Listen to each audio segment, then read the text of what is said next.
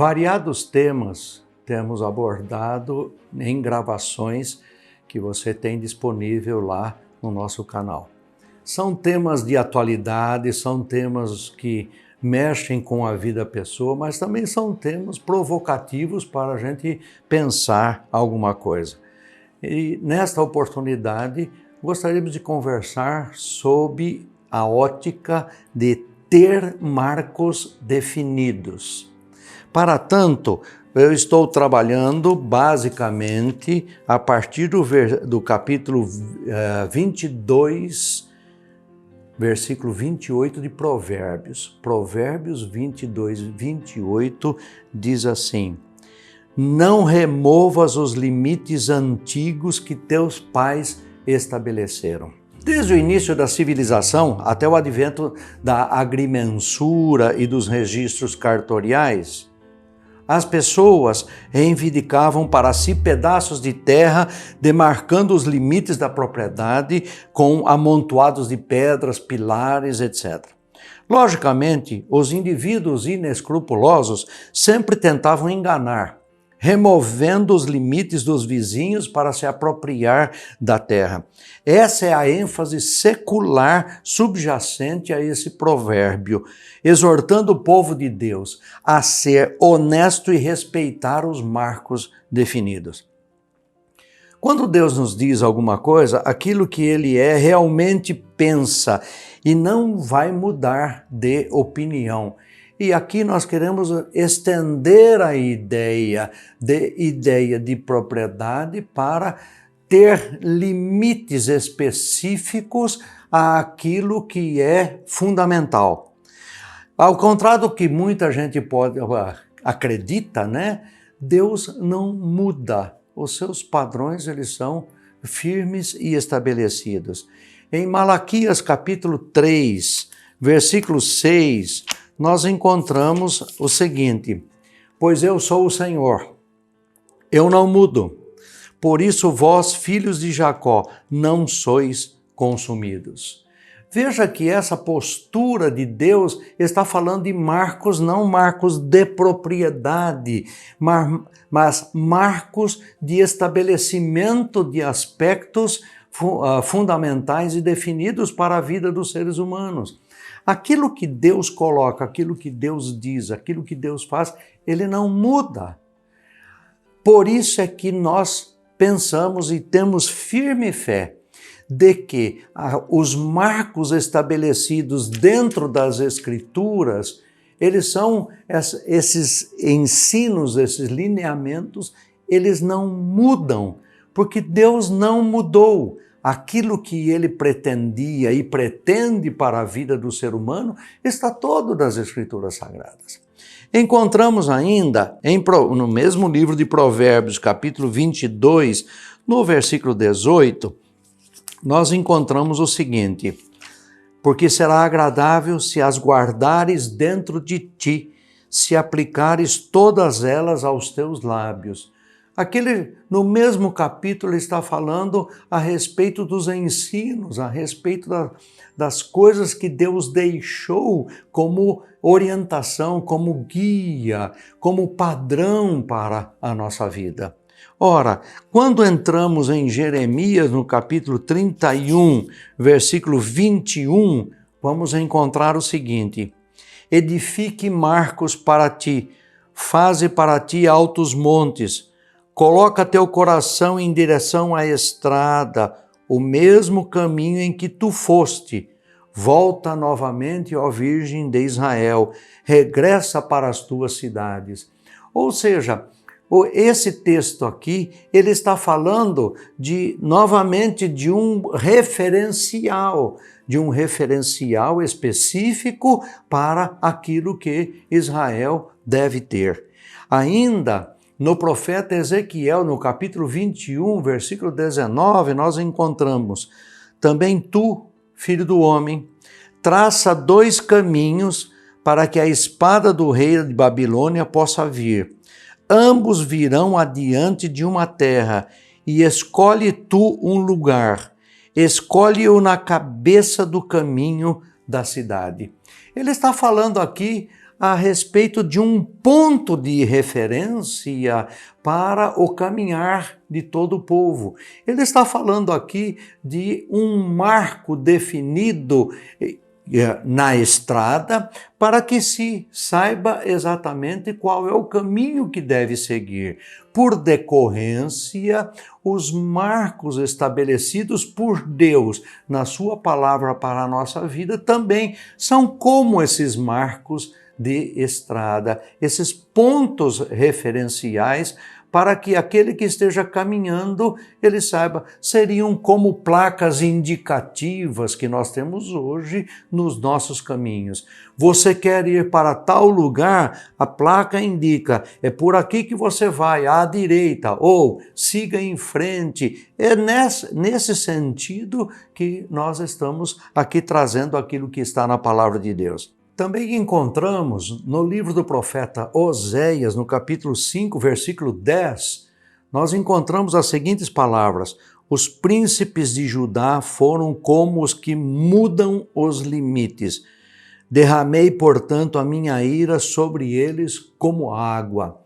O profeta Oséias é um profeta interessante porque Deus o convocou e por intermédio de um relacionamento conjugal, ele mostra como a infidelidade do povo para com ele, Deus, estava acontecendo porque o povo não queria obedecer, não queria estar sob os cuidados de Deus, mas queria seguir os seus próprios caminhos.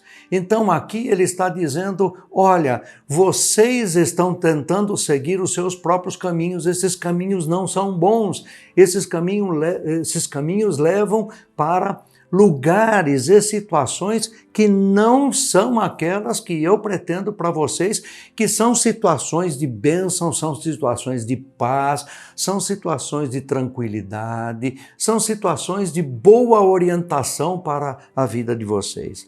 Mas também encontramos em Deuteronômio, no capítulo 19, versículo 14, encontramos o seguinte: não removerás o marco do teu próximo, que desde os tempos antigos colocaram na tua herança, que herdarás na terra que o Senhor teu Deus te dá por possessão. Vejam, aqui é novamente a mesma situação em termos de propriedade, em termos de local físico. Mas por que limites de uma propriedade? Para que não se possa tomar qualquer ou vir alguém e tomar essa propriedade deles. Da mesma forma, podemos isso aplicar no conceito de ter marcos definidos como guia, como orientação para a nossa vida. Ou seja, quando o inimigo adentra os limites que nós temos da convivência com Deus, esse ato, ele precisa ser rejeitado, ele precisa ser afastado. Ainda em Deuteronômio, no capítulo 27, versículo 17, nós vamos encontrar: maldito aqueles que remover o marco de seu próximo, e todo o povo dirá amém. Aí está novamente a importância de ter limites, saber exatamente até onde vai a propriedade e, por extensão, também saber exatamente aquilo que Deus pretende para a nossa vida.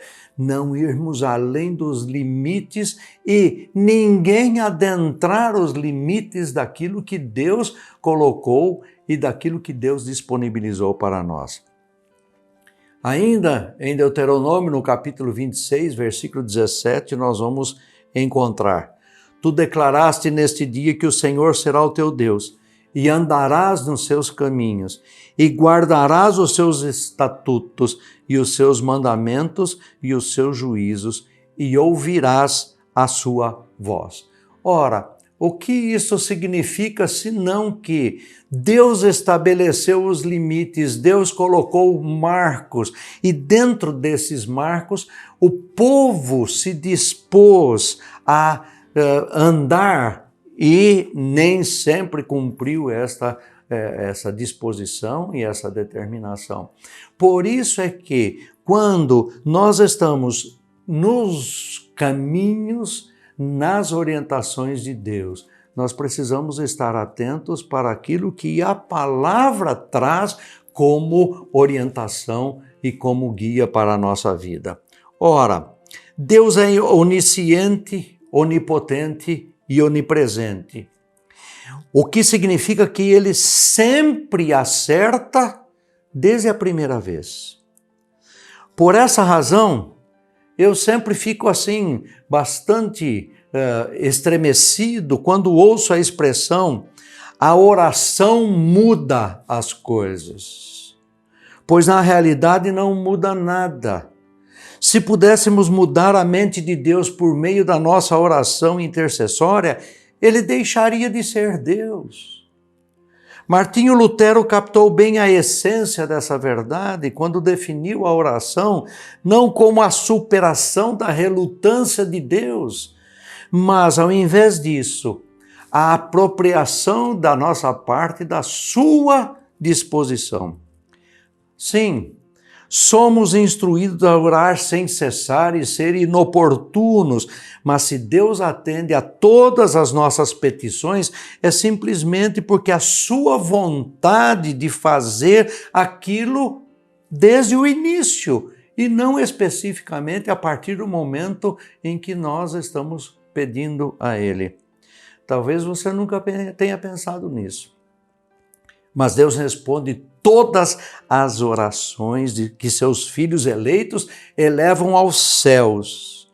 Algumas vezes Ele responde com um sim, muito frequentemente com um não, e ocasionalmente a sua resposta é: espere.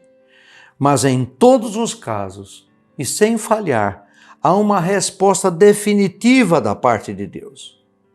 Deus não muda, e quando Ele nos diz para fazermos ou não alguma coisa, isso fica talhado numa rocha, escrito numa rocha. Ou seja, o que é para fazer está escrito, o que não pode se fazer está escrito, e isso não se apaga com um apagador, como se fosse numa lousa, como se fosse num computador onde nós podemos simplesmente apagar aquele conteúdo. Sabemos a partir da palavra de Deus quais são as posições que Deus tem, e isso deve ser uma grande fonte de conforto para aqueles de nós que o conhecemos no livre perdão dos pecados que Ele nos dá. E esta é a única forma de podermos entender aquilo que Deus diz. O que Deus diz para a nossa vida são esses marcos. Infelizmente, porém, os homens mudam. Novamente, observe que no nosso texto de Provérbios, somos aconselhados a não remover os marcos antigos que nossos pais fixaram. Olhando para isso de um ponto de vista espiritual, posso ver que nossos pais na fé fixaram alguns marcos antigos que devemos reconhecer e honrar, deixando-os onde estão e como estão. As doutrinas fundamentais da fé foram bem estabelecidas durante o tempo dos primeiros pais da igreja, e precisamos reconhecer que qualquer tentativa de as alterar é errada e não deve ser apoiada. Conversando há pouco com uma pessoa, nós estivemos revendo e reavaliando isto. Tudo aquilo que o ser humano precisa já está na palavra. E a humanidade até hoje não entrou em bancarrota total porque ainda os conteúdos dessa palavra estão presentes na vida das pessoas. A humanidade ainda não sucumbiu porque há a palavra como referencial e muitas pessoas decididas a viver segundo esse referencial. É fascinante e algumas vezes frustrante estudar e considerar as calorosas batalhas que ocorreram entre as mais diversas facções de irmãos professos sobre essas mesmas doutrinas. Em vez de reconhecer os marcos que foram definidos e fixados, sempre houve e continua a existir aqueles que estão determinados a formular um caminho mais excelente, segundo o pensamento deles, mas não necessariamente, e não é, positivamente não é, segundo o ponto de vista da palavra de Deus. Paulo advertiu os cristãos que o mistério da iniquidade já se opera. Esse princípio da iniquidade estava em operação durante o tempo do ministério de Paulo e só tem piorado nos quase 2000 anos que se passam desde aquela época. O ministério da iniquidade refere-se ao plano e ao programa de Satanás e é um fato muitíssimo visível atualmente. Como consequência, os marcos antigos, as doutrinas que foram exaustivamente debatidas e aceitas como baseadas nas Escrituras pelos pais da igreja primitiva e que foram fielmente seguidas durante muitos anos, depois restabelecidas e validadas pela reforma, estão sendo agora postas de lado pela maioria e consideradas nulas e sem valor. Que pena! A maioria dos elementos fundamentais e conservadores dentro da igreja cristã passou por uma revolução doutrinária e as pessoas não estão cientes disso. Os estágios finais dessa revolução ocorreram aproximadamente 150 anos atrás e seus efeitos totais somente agora realmente estão sendo sentidos e começam a aparecer. O principal deles é a doutrina da soberania absoluta de Deus na salvação. Uma doutrina que foi a espinha dorsal da reforma protestante e que era adotada na igreja primitiva até que o catolicismo a obscureceu quase que totalmente com a doutrina do livre-arbítrio.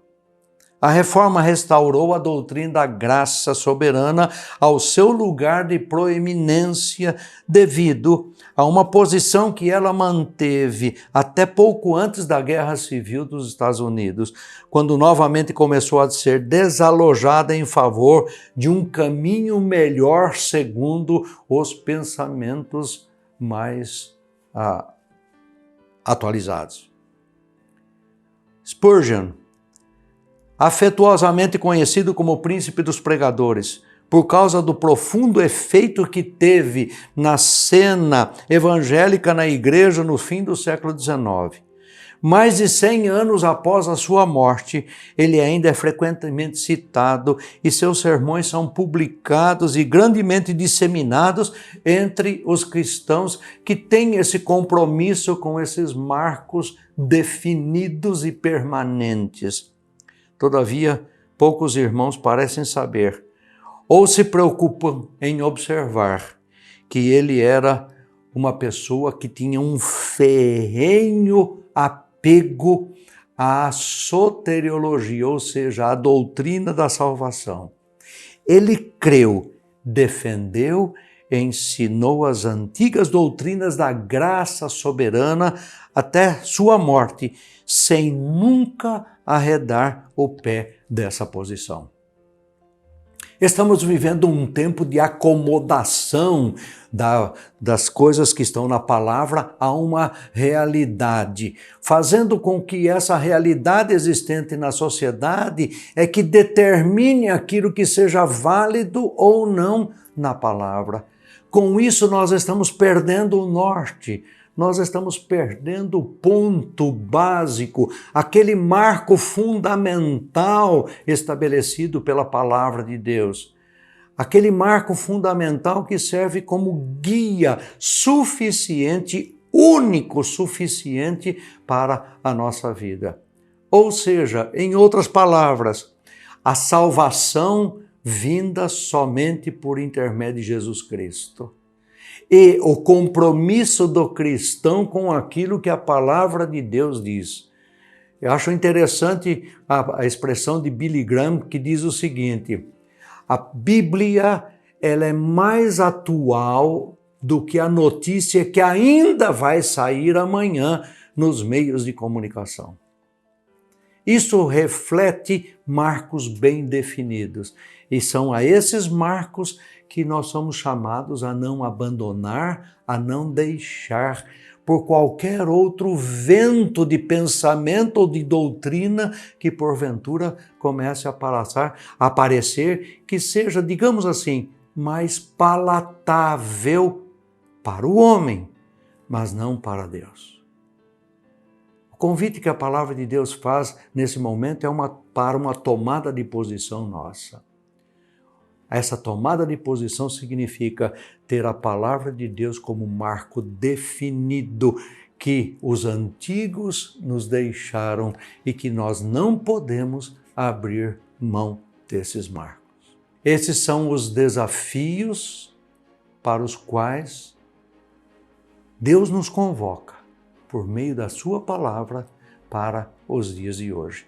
Isso é para mim e é para você.